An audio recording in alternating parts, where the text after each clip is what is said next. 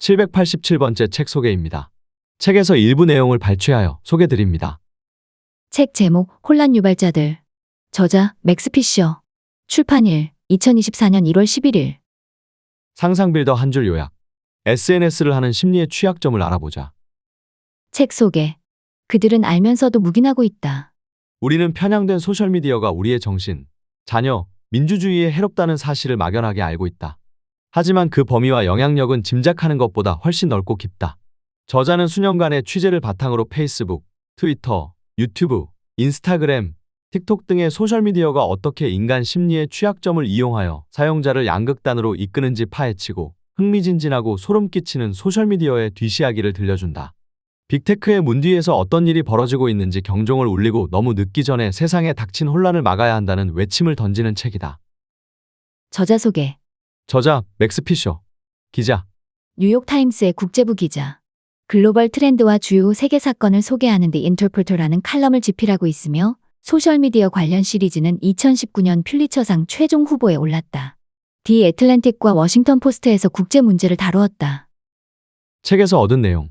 SNS가 어떻게 사용자 심리의 취약점을 파고드는지에 대한 매혹적이고 통렬한 이야기. 우리가 좋든 싫든 SNS는 이미 우리의 삶을 장악했다.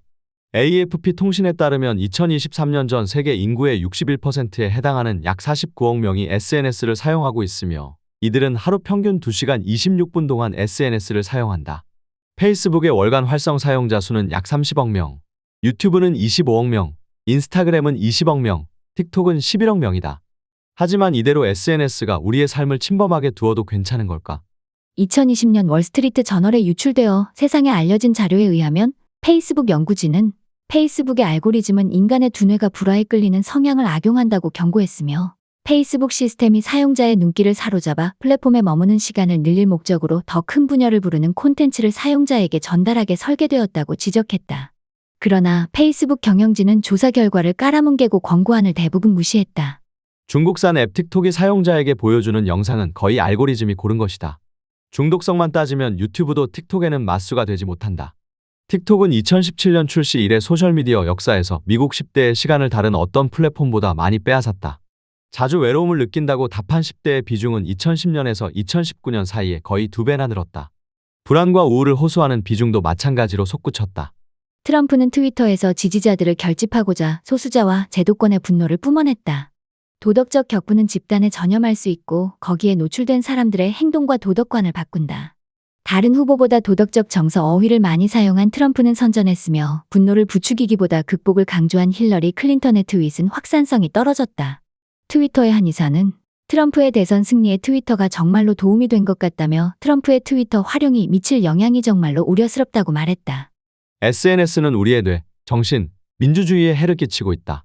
저자는 수많은 사람과 나눈 인터뷰를 바탕으로 이 책을 집필했다. 그 대상은 SNS 연구자, SNS에 영향받거나 착취당한 사람, 맞서 싸운 사람, 실리콘밸리 종사자와 경영자들이다. 트위터에 퍼진 음모론이 정치권을 흔들고 유튜브 중독자가 여러 명을 살해하는 시대를 살고 있는 모두에게 이 책을 권한다. 온라인 세상은 참 신묘합니다. 자그마한 스마트폰 하나만 있어도 물건을 사고 금융거래를 하고 대화를 나누고 소식을 주고받고 교육을 받고 게임을 하고 볼거리를 즐기고 그야말로 못할 게 없어 보입니다. 그런 활동의 토대는 수많은 플랫폼입니다. 특히 인스타그램, 틱톡, 네이버 밴드, 카카오톡, 페이스북, 트위터, 유튜브 같은 소셜 플랫폼이 우리를 사로잡습니다. 우리를 다른 사람과 세상과 이어주는 것 같거든요. 다양한 의견을 접하고 새로운 세상을 만나 삶이 풍요롭고 충만해질 것 같습니다. 그뿐인가요? 때로는 온라인 세상의 의견을 동력 삼아 오프라인 세상을 더 나은 곳이 되도록 혁신할 수도 있을 것 같습니다. 재미와 위로와 희망 속에 우리는 점점 더 많은 시간을 온라인 세상에서 소셜 플랫폼에서 보냅니다. 상시 접속 상태가 되죠. 모바일 덕분에 우리는 이제 화장실에서조차 접속 상태입니다. 그런데 소셜 플랫폼이 우리 삶을 풍요롭고 충만하게만 할까요? 세상을 더 나아지게만 할까요? 이 책은 바로 이 물음에서 시작합니다. 그 물음의 답을 찾아 소셜 플랫폼을 낳은 실리콘밸리와 IT 기업가들이 추구하는 이상과 사고방식과 사업 모델이 무엇인지, 소셜 플랫폼이 더 많은 사용자의 눈과 귀를 사로잡고 붙잡아 두고자 우리 심리를 어떻게 이용하고 어떤 기능을 발전시켰는지, 소셜 플랫폼과 사용자가 상호작용하는 과정에서 초기의 이상이 어떻게 변질되고 어떤 폐해를 낳았는지, 결국은 소셜 플랫폼이 세계 곳곳에서 사용자를 사회와 문화와 정치를 어떻게 바꿔 놓았는지를 차근차근 다뤄갑니다. 그 과정을 따라가노라면 우리 의지가 작용했다고 믿었던 여러 현상조차 한꺼풀 벗기면 인간 심리의 약한 고리를 건드린 플랫폼 알고리즘의 장단에 맞춰 우리가 꼭두각시처럼 움직였던 흔적이 나옵니다. 이는 정의를 구현한다고 믿어 의심치 않았던 행동이 수익을 극대화하려는 알고리즘에 길든 결과물일 수 있다는 증거와 증언입니다. 이제 꼬리가 몸통을 뒤흔드는 상황이지만 수익이 최우선인 소셜 플랫폼 기업들은 현실을 나 몰라라 합니다. 하기야 조용히 세상을 주무를 힘을 얻었는데 그 힘을 순순히 제 손으로 내놓을 리는 없겠죠. 결국 기댈 곳은 정책에 따른 규제인 것 같습니다. 그리고 이를 끌어낼 힘은 여론이고요. 그래서 저자는 묻습니다. 소셜 플랫폼의 편익이 폐해를 넘어서느냐고. 소셜 플랫폼이 화약고에 불을 지르는 불씨 노릇을 하지는 않느냐고. 자신도 모르게 알고리즘을 따라 토끼굴로 굴러떨어져 우리와 그들을 가르고 과격한 혐오를 내뿜어 우리 사회를 혼돈으로 몰아가지 않느냐고요. 여론이 그렇다고 답할 때, 그래서 소셜 플랫폼 기업을 압박할 때 우리를 토끼굴로 끌어들이는 알고리즘을 끌 수 있다고요. 여러분의 답은 무엇인가요? 여러분의 답을 찾는데 이 책이 조금이나마 도움이 되기를 바랍니다. 김정아 드림. 이 책의 토대는 수많은 사람과 나눈 인터뷰다. 인터뷰 대상은 소셜미디어 연구자, 소셜미디어에 영향받거나 착취당한 사람, 맞서 싸운 사람, 실리콘밸리 종사자와 경영자들이었다. 본문의 이름과 직위를 밝힌 사람도 있지만 상황에 따라 어떤 이들은 가독성을 위해 이름과 직위를 본문이 아닌 주석에 실었다. 모든 인터뷰는 가명으로 남기를 요청한 진행자와 함께 녹음을 하며 진행했고, 인터뷰 대상자의 신원은 내가 급여 명세서와 기업 정보로 확인했다. 대담에서 제시한 모든 수치와 주장, 내가 직접 취재하지 않은 인용문은 주석에 나열한 여러 1차 자료, 학술 연구, 법원 기록으로 신빙성을 뒷받침했다. 몇몇 주장은 아직 발표되지 않은 학술 연구를 근거로 삼았고, 이때는 연구 결과, 방법론, 저자를 주석에 간단히 설명했다. 소셜미디어의 영향. 페이스북 본사 건물에 들어서면 마치 바티칸에 들어선 듯한, 러시아 올리가르이는 저리 가라 할 은밀함과 화려함에 쌓인 권력의 심장부에 들어선 듯한 기분이 든다. 페이스북은 MPK 21 건물 하나를 짓는 데만도 3억 달러를 쏟아부었다. 2018년 후반, 널찍한 테라스와 정원이 있고 바람이 잘 통하는 이 유리 건축물을 방문했을 때 식당에서 모든 음식을 무료로 제공했다. 회의 중 잠시 쉬는 사이 둘러보니 벽에 2층 높이로 그려진 벽화가 눈을 사로잡았다. 얼마 전 구겐하임 미술관에 전시된 유명한 중국 화가의 그림이 떠올랐다. 홍보 담당자에게 일부러 그 화가의 화풍을 따라 그린 것이냐고 물었더니 담당자가 조용히 웃었다. 벽화는 모작이 아니었다. 화가가 직접 페이스북 본사를 찾아 그린 원작이었다. 그런 화가들이 한둘이 아니었다. 값을 따지기 어려운 벽화 수십 점이 그려진 복도를 따라 엄청난 연봉을 받는 프로그래머들이 사방에서 서둘러 걸음을 재촉했다. 내가 페이스북을 방문할 수 있었던 것은 가방 속 입장권 덕분이었다. 세계 곳곳에서 입수한 1400쪽 넘는 내부 서류에 따르면 전 세계 사용자 20억 명에게 정치 견해와 발언을 어느 선까지 허용할지를 페이스북에 보이지 않는 손이 정하고 있었다. 이 서류를 내게 건넨 내부자는 페이스북이 지구촌 곳곳에서 커지는 혼란을 악화시킬 뿐 아니라 만들어내기까지 하고 그런 혼란을 대충 땜질로 넘어가려 하는 것을 서류가 증명한다고 봤다. 나는 이 서류에 더 큰 의미가 있다고 봤다. 서류는 페이스북 경영진이 소셜미디어의 부상이 미친 영향을 어떻게 생각하는지를 보여주는 창이었다. 많은 사람이 그랬듯 나도 처음에는 소셜미디어의 위험이 주로 선동가, 외국 정보요원, 가짜 뉴스 유포자 같은 악성 사용자에게서 비롯할 뿐 다양한 플랫폼은 기껏해야 이미 존재하던 문제를 수동적으로 전파한다고 지레짐작했다. 하지만 내가 먼 타국에서 독재자, 전쟁, 정치 사회적 격변을 보도하고자 취재한 거의 모든 곳마다 이상하고 과격한 사건들이 소셜미디어와 관련되었다. 갑작스러운 폭동, 새로 등장한 과격 집단, 희한한 음모론을 맹신하는 광범위한 믿음에 모두 공통된 연결고리가 있었다. 아직 폭력으로 번지지 않았을 뿐 미국에서도 비슷한 일이 벌어지는 것을 부인하기 어려웠다. 트위터에 퍼진 음모론이 국내 정치를 흔들고 레딧의 하위 문화가 신나치주의에 휘말리고 유튜브 중독자가 여러 명을 살해했다는 소식이 한 주도 빠짐없이 들려왔다. 2016년 미국 대선에서 예상과 달리 도널드 트럼프가 승리한 것도 어느 정도는 소셜미디어 때문이었다. 당시에는 플랫폼의 역할을 제대로 이해하지 못했지만 온라인에서 왕성하게 활동한 극성 지지자와 이상한 풀뿌리 운동이 트럼프의 부상을 부채질했고 러시아 정보요원들이 현실을 왜곡하고 정체성을 채워주는 소셜미디어에 경향을 악용했다는 것은 이미 명백했다. 전 세계에서 나타난 이런 양상이 IT 기술의 밑바탕에 있는 무언가를 가리키는 듯했지만 그것이 무엇인지, 왜 그런 양상이 벌어졌는지, 어떤 의미가 있는지를 내게 알려줄 만한 사람이 아무도 없었다. 그런데 지구 반대편 인도에서 제이컵이라는 젊은이가 나와 같은 의심을 품었다. 제이컵은 실리콘밸리가 더러운 일거리를 맡기는 대형 외주 업체 한 곳에서 계약직으로 일했다. 그 과정에서 위험을 발견했고 최선을 다해 윗선에 알렸다. 상사들도 제이컵의 경고에 우려와 공감을 드러냈다고 한다. 그들도 제이컵과 같은 상황을 겪었다. 이들이 감독하는 제품에 무언가 심각한 오류가 있었다. 깡마른 책벌레인 제이컵은 인터넷에 푹 빠져 자랐고 오랫동안 컴퓨터를 다루어왔다. 제이컵이 보기에 IT 기술이야말로 미국을 가장 잘 드러내는 상징이었다. 제이컵은 세상을 하나로 연결하면 더 나은 곳이 된다고 주장한 페이스북 창업자이자 최고 경영자 마크 저커버그 같은 인터넷 거물들을 우러러봤다. 페이스북이 페이스북과 인스타그램의 사용자 콘텐츠를 검수할 목적으로 세계 곳곳에서 계약한 외주업체 한 곳에 취직했을 때는 역사의 일부가 된 듯한 기분이었다. 제이컵의 부서는 전 세계에서 올라온 수많은 게시물을 매일 샅샅이 확인해 규정을 어겼거나 선을 넘은 게시물에 표지를 붙였다. 진이 빠지는 작업이었지만 제이컵은 자신의 업무가 중요하다고 여겼다. 그런데 2017년 하반기부터 2018년 상반기 사이에 혐오, 음모론, 극단주의에 빠진 게시물이 날로들었다. 게다가 플랫폼이 선동적인 게시물을 더 널리 퍼뜨렸다. 보아하니 제이컵의 부서가 감독 업무를 맡은 수십 개 지역, 수십 개 언어에서 동시에 그런 양상이 펼쳐지는 것 같았다. 그뿐이 아니었다. 플랫폼에서 무엇을 허용하고 무엇을 제거할지를 규정한 수많은 비밀 규정집이 검수자에게 도움이 되기는커녕 늘어나는 혐오와 선동을 억제하지 못하게 가로막았다. 20억 명이 넘는 페이스북 사용자들은 대부분 알지 못하는 이 규정집은 플랫폼을 안전한 곳, 예의를 지키는 곳으로 유지하고자 자유로운 표현과 혐오 발언을 어떻게 구분할지부터 정치운동의 경계를 어디까지 허용할지까지를 하나하나 명시했다. 하지만 플랫폼 자체가 부채질하기 일수인 폐해를 막기에는 불충분했을 뿐더러 페이스북이 이따분한 업무를 일관성 있게 감독하지 않은 탓에 수백 쪽이 넘는 지침은 오락가락하고 자주 서로 충돌했다. 이를테면 테러리스트 모집을 식별할 때나 선거 논쟁을 감독할 때 참조할 지침 중 가장 중요한 사항의 오타, 오류, 명백한 결함이 수두룩했다. 그런 엉성한 일처리와 빈틈은 제이컵이 중시한 업무가 매우 소홀한 취급을 받는다는 암시였다. 그것도 플랫폼의 극단주의가 넘쳐나 현실 세계에 점점 더 영향을 끼치는 판국에 몇 달 전에는 유엔이 페이스북을 향해 미얀마에서 벌어진 끔찍한 집단 학살에 자사기술이 이용되는데도 수수방관했다고 공식 비난을 발표했다. 제이컵은 소속 부서가 발견한 사실과 우려 사항을 정리해 상부에 보고했다. 여러 달이 그냥 흘러갔다.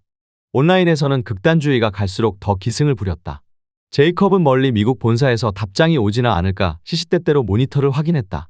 답은 오지 않았다. 그래서 방법을 하나 떠올렸다. 회사 보안 시스템을 뚫고 기밀 서류를 몰래 해외로 보낸 뒤 언론을 설득해 자기 대신 경보를 울리게 하는 것이었다. 목적은 오로지 하나, 페이스북 창업자이자 CEO 마크 저커버그에게 알리는 것이었다.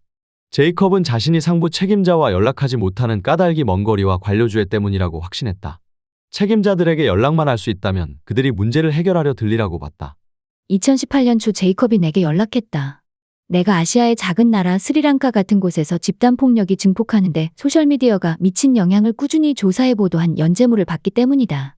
제이컵은 자신이 모니터에서 관찰한 문제가 사실일 뿐더러 더 커지고 있고 때에 따라 치명적 결과를 낳는다는 확신을 얻었다. 하지만 자신의 증언만으로는 충분하지 않으리라는 것을 알았다. 사무실 컴퓨터에서 페이스북의 내부 규정집과 훈련 문서를 빼내야 할 터였다. 쉽지는 않을 일이었다. 회사는 컴퓨터 사용을 엄격히 통제했고 사무실을 철저히 단속했다. 하지만 불가능한 일도 아니었다. 그보다 1년 전 어떤 직원이 파일 몇 개를 가디언에 전달했고 나중에는 디지털 매체인 바이스 뉴스에 더 많은 파일이 유출되었다. 제이컵은 프로그램을 짜 파일을 몰래 빼낸 뒤 암호화했다. 자신이 누구인지는 물론이고 자신이 일하는 사무실이 어느 나라에 있는지도 추적하지 못하게 디지털 지문을 지웠다. 그리고 보안 서버를 거쳐 파일 몇 개를 내게 보냈다. 몇 주 뒤 나는 인도로 날아가 제이컵한테서 나머지 파일을 얻었다. 내가 파일을 확보했다는 소식을 들은 페이스북이 매끈한 본사 건물로 나를 초대해 10명 남짓한 정책 담당자와 대담 자리를 마련했다. 모두 대단한 전문가들이었다. 한 부류는 돈을 쫓아 실리콘밸리에 합류하기 전 워싱턴 DC에서 대테러 활동이나 사이버 보안 전문가로 이름을 날린 사람들이었고, 다른 부류는 인권이나 정치 분야에서 대단한 경력을 쌓은 사람들이었다. 이들은 한때 플랫폼을 지배했던 지하실 해커나 대학 중퇴자들이 아니었다. 물론 뒤에서도 얘기하겠지만 실리콘밸리 초창기의 해커나 중퇴자들이 기숙사에서 형성한 이념과 편견은 실리콘밸리의 여러 캠퍼스에서 여전히 종교에 가까운 신념으로 떠받들렸고 기술 자체에 확고히 자리 잡아 더 넓은 세상으로 퍼져나갔다. 페이스북 본사에서 정책 담당자들과 대담하는 동안 이상한 양상이 이어졌다. 한 임원이 내게 자신들의 일과를 잡아먹는 골치 아픈 문제. 이를테면 플랫폼에서 테러리스트를 모집하지 못하게 막고 정부의 적대적인 해커를 제압하고 어떤 단어, 조합이 폭력을 선동하는 용인할 수 없는 문구인지를 결정해야 하는 업무를 계속 보여줬다. 내가 몹시 민감한 질문을 던져도 거의 모든 질문에 막힘없이 섬세한 답변이 나왔다. 해결하지 못한 문제는 그대로 인정했다. 페이스북이 터키의 쿠르드족 독립운동 단체에 어떤 정책을 취하는지, 필리핀의 타갈로그어로 작성된 혐오 발언 규정집을 어떻게 배포하는지를 물었더니 다들 노트를 뒤적이지 않고도 척척 답했다. 그래서 궁금해졌다. 담당자들이 이토록 성실하고 자질이 뛰어난데 이들이 이토록 명확하게 사려 깊은 답을 내놓는 문제는 어째서 나빠지기만 할까? 인권단체들이 페이스북 플랫폼 때문에 닥칠 위험을 경고하는데 왜 페이스북은 걸핏하면 제대로 조치하지 못할까? 플랫폼의 작동 방식이나 인력, 예산을 거의 알지 못하는 나 같은 언론인조차 페이스북에서 비롯한 잔혹 행위와 사이비 집단을 찾아내는데 왜 페이스북 담당자들은 그 사실을 몰랐다가 화들짝 놀랄까? 그런데 인터뷰마다 플랫폼을 악용하는 악성 사용자에서 비롯한 위험이 아니라 플랫폼 자체에서 비롯한 위험을 물으면 담당자들이 심리적 장벽을 쳤다. 해외 정책 책임자에게 페이스북이 미친 영향을 물었더니 이런 답이 돌아왔다. 기자님이 본 악용 사례는 새로운 것이 아닙니다. 다만 소셜미디어 플랫폼 같은 매체의 증폭 능력이 달라졌을 뿐이죠. 사이버 보안 책임자는 우리 사회가 소셜미디어의 영향을 모두 이해하기에는 아직 때가 이릅니다라며 기술이 일으킬 주된 변화가 메시지를 더 빨리, 널리 퍼뜨려 의사소통의 마찰을 줄일 것이라는 기대를 내비쳤다. 페이스북의 작동 방식을 이상하리 많지 불완전하게 보여주는 그림이었다. 페이스북의 알고리즘과 설계가 일부러 사용자 경험과 자극을 형성하고 따라서 사용자 자체를 형성한다는 사실을 페이스북 임직원 대다수가 거의 깨닫지 못하는 듯했다. 이런 요소는 페이스북의 핵심이다. 인터뷰 동안 수많은 프로그래머가 주변을 바삐 오간 것도 그래서였다. 마치 담배 회사에 찾아가 임원들을 만났더니 자기네가 파는 자그마한 담뱃값이 건강에 미치는 영향에 사람들이 왜 항의하는지 이해하지 못하겠다고 말하는 꼴이었다. 위기 대응을 감독하는 직원 2명과 이야기할 때였다. 잠시 취재를 멈추고 내가 본 걱정스러운 상황을 경고했다. 수상한 외지인이 아이들을 납치해 성노예로 삼거나 장기를 꺼낸다처럼 아무리 봐도 페이스북에서 생겨난 끔찍한 유언비어가 세계 곳곳에 등장했다. 지역사회가 이런 소문에 점점 더 위험한 반응을 보였다. 인도네시아 시골의 페이스북과 왓츠앱으로 이런 소문이 퍼지자 사람들이 때로 모여 M1 행인을 공격하는 사건이 9개 마을에서 벌어졌다. 정체 모를 바이러스처럼 퍼져나간 유언비어가 평범한 공동체를 피해 굶주린 무리로 바꿔놓았다. 보아하니 소문 자체가 소셜미디어 플랫폼에서 만들어진 것 같았다. 귀 기울여 듣던 두 직원이 고개를 끄덕였다. 둘 다 질문은 하지 않았다. 한 직원이 언젠가는 독립된 연구자가 그런 상황을 들여다봤으면 좋겠다고 지나가듯 말했다. 우리는 다음 주제로 넘어갔다. 그런데 이런 유언비어가 페이스북에 갖가지 형태로 계속 등장했다. 미국판 유언비어는 처음에 인터넷 게시판 사이트 포첸의 QAnon이라는 이름으로 등장했다가 기름통에 던져진 성냥불처럼 페이스북을 덮쳤다. 결국 QAnon은 추종자가 수만 명에 이르는 극우 음모론 운동으로 번졌고 FBI 내부 보고서의 테러 위험 단체로 지목되었다. 그런데도 페이스북의 추천 엔진은 QAnon을 여느 단체와 다를 바 없다는 듯 내내 수많은 사용자에게 홍보해 QAnon이 소수 정당 규모로 몸집이 커지는데 힘을 보탰다. 아무리 봐도 가장 설득력 있는 이유는 QAnon 콘텐츠가 계속 만들어내는 조회수였다. 그런데도 페이스북 본사의 벽화를 보면 페이스북을 선한 힘으로 보는 믿음이 굳건했다. 소셜미디어의 본질을 만들고 가다듬는 엔지니어들은 사람들을 온라인으로 유도해 더 많은 시간을 보내게 할수록 정신이 풍요로워지고 세상이 더 나아진다는 실리콘밸리의 핵심 이상을 유난히 굳게 믿었다. 페이스북 뉴스피드 무결성팀의 고위 엔지니어는 우리가 더 발을 넓힐수록 더 많은 사람이 참여하게 할수록 위험이 더 커지죠. 하지만 사람들이 새로운 아이디어를 접할 기회도 더 커진다고 봅니다라고 주장했다. 또 사용자 참여를 최대로 늘리려는 홍보 활동 때문에 생긴 위험은 모두 기술로 없앨 수 있다고 장담했다. 내가 인터뷰한 페이스북 경영진은 페이스북 알고리즘의 위험을 대수롭지 않게 여겼다. 그런데 나중에 듣자 하니 사실은 페이스북이 미국 정치의 분열을 부채질한다는 의혹을 받자 내부 연구진을 선정해 자사 기술이 미치는 영향을 파악했고 내가 방문하기 얼마 전 연구진이 발표 자료에서 우리 알고리즘은 인간의 두뇌가 불화에 끌리는 성향을 악용합니다라고 페이스북 알고리즘의 작동 방식을 경고했었다 한다. 2020년에 월스트리트 저널에 유출되어 세상에 알려진 이 자료는 페이스북 시스템이 사용자의 눈길을 사로잡아 플랫폼에 머무는 시간을 늘릴 목적으로 더 큰 분열을 부르는 콘텐츠를 사용자에게 전달하게 설계되었다고 지적했다. 따라서 사용자에게 무엇을 보여줄지 선택하는 추천 시스템을 사용자가 온라인에 머무는 시간을 줄이는 쪽으로 수정하라고 요구했다. 페이스북 경영진은 조사 결과를 깔아뭉개고 권고안을 대부분 무시했다. 나는 페이스북 본사에 묻고 싶었다. 모든 정치 활동, 정보, 사회관계가 사람들의 관심을 조작하도록 설계된 온라인 플랫폼으로 전파되는 비중이 점점 더 커지는 상황은 어떤 영향을 미쳤는가? 하지만 이 질문은 이곳에서 명백히 금기였다. 내가 페이스북을 방문한 지 몇 달 뒤 실리콘밸리 역사에서 가장 강력한 비난이 소셜미디어에 쏟아졌다. 소셜미디어 대기업들은 의회 청문회, 해외 규제, 수십억 달러에 이르는 벌금, 강제 규제라는 위험에 맞닥뜨렸다. 유명 인사들이 소셜미디어 기업들이 우리 시대를 매우 심각하게 위협한다는 발언을 잇따라 내놓았다. 소셜미디어 수장들은 여론 악화에 대응해 소셜미디어 서비스에서 비롯한 폐해에 맞서겠다고 맹세했다. 선거 공정성 상황실을 공개하고 콘텐츠 검토 정책도 개선했다. 하지만 사용자를 되도록 오랫동안 플랫폼에 붙잡아두는 비즈니스 모델과 이 목적을 달성하고자 고안한 기반 기술은 대부분 그대로 뒀다. 소셜미디어가 해결을 약속한 문제는 악화할 뿐이었고 그 사이 소셜미디어는 사상 최고의 수익을 올렸다. 2020년대에 들어잇따라 위기가 닥쳤다. 코로나19 대유행, 미국에서 일어난 인종차별과 이에 맞선 반발, 난폭한 새 극우 세력의 급부상, 미국 민주주의 자체를 파괴하려 한 시도. 이런 위기 하나하나가 모두 소셜미디어 플랫폼이 세상에 미치는 영향을 확인하거나 드러내 오랫동안 쌓인 폐해를 알렸다. 2020년 여름, 인권단체의 압박에 밀린 페이스북이 외부 기관에 감사를 위탁했다. 감사 결과 페이스북 경영진이 내게 부인했던 모든 일이 사실로 드러났다. 페이스북의 정책은 선거를 훼손할 위험이 있는 잘못된 정보가 마구잡이로 퍼지게 허용했다. 알고리즘과 추천 시스템은 극단주의를 증폭해 강화로 사람들을 떠밀어 증오를 가르쳤다. 보고서는 자사 제품이 수십억 사용자에게 어떤 영향을 미치는지 이해하지 못한 것이야말로 페이스북의 가장 큰 잘못이라고 지적했다. 그런데 소수나마 이미 페이스북의 영향을 이해하고 우리가 귀 기울일 자세가 되기 오래전부터 우리에게 경고하려 애쓴 사람들이 있었다. 대부분 IT 기술에 푹 빠진 진정한 신봉자였고 더러 실리콘밸리 종사자도 있어 무언가 문제가 있다는 사실을 일찌감치 알아채 조사하고 그 영향을 평가하기에 유리했다. 하지만 그런 통찰을 바라마지 않는다고 주장했던 기업들은 이들의 노력을 방해하고 평판을 문제 삼고 조사 결과에 이의를 제기했다. 경보를 울린 이들이 처음부터 옳았다는 사실을 마침내 어쩔 수 없이 인정해야 할 때도 암묵적으로만 인정했다. 조기 경보를 울린 이들이 조사에 사용한 방법은 적어도 처음에는 매우 달랐지만 추구한 질문은 같았다.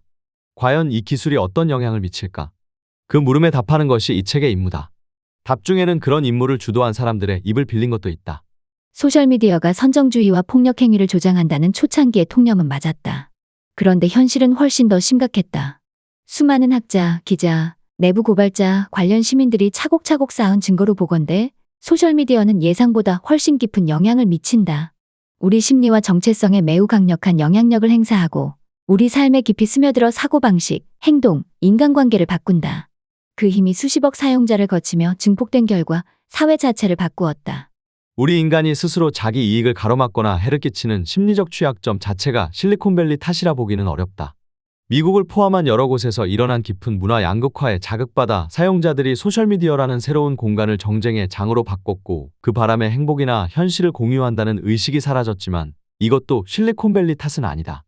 소셜미디어 기업의 성공을 도운 첨단 IT 업계가 어설픈 20대 풋내기에게 수백만 달러를 투자한 뒤 곧장 엄청난 수익을 요구하면서도 그런 투자 방식이 어떤 왜곡된 동기를 일으킬지는 나 몰라라 하지만 그런 자금 조달 방식을 바탕으로 탄생했다 해서 소셜미디어 대기업이 비난받을 이유도 없다. 그러나 이들 기업은 인간 경험에 완전히 새로운 시대를 여는 과정에서 그런 업계의 경향과 인간의 약점을 악용해 역사상 가장 큰 기업 자산을 축적했다. 누군가 유심히 살펴봤다면 거의 틀림없이 예측할 수 있었겠지만 세상은 이런 영향을 잘 알아차리지 못했다.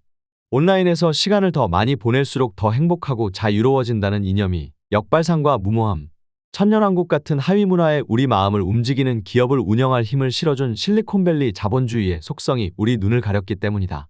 이들 기업은 사실상 통제 기관이 되었고 적어도 어느 정도는 그런 기관처럼 행동하라고 압박받았다. 어느새 소셜미디어 기업은 자기네 탓도 있는 정치적, 문화적 위기의 한복판에 서 있다. 소셜미디어 기업들이 그런 힘 있는 위치를 차지하지 않았다면, 규제의 총구를 마주하기 전에 책임을 다했다면, 다달이 수십억 달러씩 들어오는 수입을 지킬 셈으로 거의 모든 단계에서 사용자의 안녕을 위태롭게 하지 않았다면, 그랬다면 자멸로 치닫는 민주주의의 잘잘못을 가리는 일을 고되기만 하고 보람없다고 여길 수도 있겠다. 공장에서 독성 폐수를 강물에 쏟아내면 하류 소도시의 공동 우물로 흘러들듯 소셜미디어로 생기는 손실은 모든 인류가 떠안는다. 하지만 소셜미디어 대기업들에게는 자기네 제국 때문에 인류가 치러야 할 비용을 억제할 동기가 거의 없다. 그러니 이들을 대신해 그런 일을 담당할 사람은 경각심을 느낀 외부인과 실리콘밸리의 내부 고발자일 것이다. 그들은 알면서도 묵인하고 있다. 우리는 편향된 소셜미디어가 우리의 정신, 자녀, 민주주의에 해롭다는 사실을 막연하게 알고 있다. 하지만 그 범위와 영향력은 짐작하는 것보다 훨씬 넓고 깊다. 저자는 수년간의 취재를 바탕으로 페이스북, 트위터, 유튜브, 인스타그램, 틱톡 등의 소셜미디어가 어떻게 인간 심리의 취약점을 이용하여 사용자를 양극단으로 이끄는지 파헤치고 흥미진진하고 소름 끼치는 소셜미디어의 뒷이야기를 들려준다. 빅테크의 문 뒤에서 어떤 일이 벌어지고 있는지 경종을 울리고 너무 늦기 전에 세상에 닥친 혼란을 막아야 한다는 외침을 던지는 책이다. 추천. 소셜미디어의 영향에 대한 권위 있고 파괴적인 설명. 이 책이 설득력 있게 점들을 연결하며 인간 문제에 대한 알고리즘 개입의 중요성에 대한 의구심을 없애줄 것이다. 뉴욕타임스. 페이스북 등이 현실에 대한 우리의 인식을 얼마나 왜곡하고 있는지에 대한 엄중한 경고다. 가디언. 페이스북, 트위터, 유튜브 등 플랫폼의 영향에 대한 냉철한 조사. 저자는 미국과 전 세계에서 소셜미디어를 통해 확산되는 정치 운동을 추적하면서 알고리즘이 어떻게 도덕적 분노를 불러일으키고 집단 정체성을 형성하는 극단적인 콘텐츠가 어떻게 체계적으로 만들어지는지 설명한다. 더 뉴요커. 기계와 인간의 비뚤어진 행동이 어떻게 전 세계의 삶을 뒤집어 놓았는지 소름 끼치는 기록을 그려낸다. 에메일.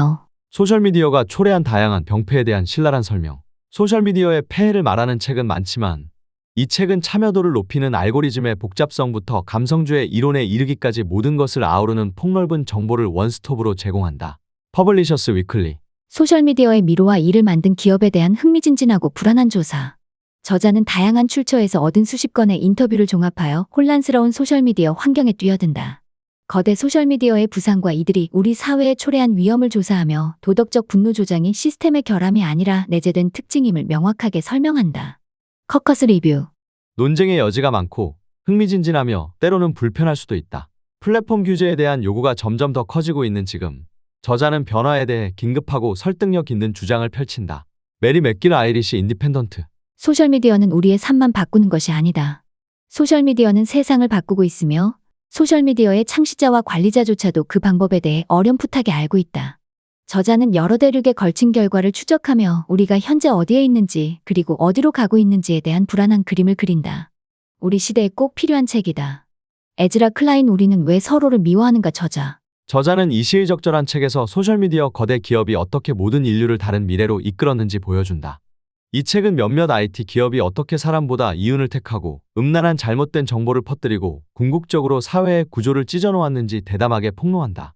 모두가 열린 마음으로 이 중요한 조사를 읽어주길 바란다. 에이미 웨핑 나인 저자.